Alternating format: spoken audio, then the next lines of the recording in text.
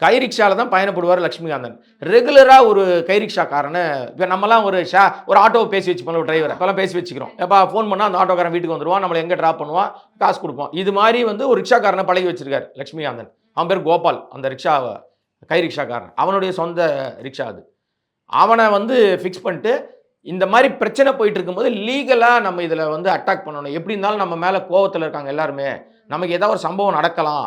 அப்ப லீகலா நம்ம வந்து நம்மள தற்காத்துக்கணுன்ட்டு அவருடைய ஃப்ரெண்ட் ஒருத்தர் வந்து அட்வொகேட்.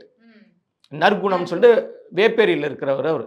அவர போய் பார்க்கறதுக்காக இவர் வந்து அந்த ரிக்ஷால போறாரு. அவர பார்த்துட்டாரு. பார்த்துட்டு திரும்பி வரும் வழியில இப்ப இருக்கிற மாரியான கடைகளோ, விஷயங்களோ, மக்கள் நடமாட்டம்லாம் அப்ப கிடையாது. ரொம்ப அங்கொன்னு, இங்கொன்னுமா தான் இருக்கும். இவரு வரும்போது காலையில ஒரு 10, 10:30 மணி போல வராரு. ஏன்னா, அப்படிதான் போலீஸ் ரெக்கார்ட்ல இருக்கு.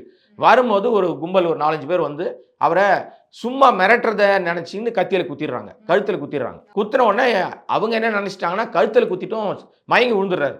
செத்து போய்ட்டான் போல இருக்கு இவன் அப்படின்னு சொல்லிட்டு அவங்க ஓடி போயிடுறாங்க. கோபாலும் ஓடி போயிடுறாரு.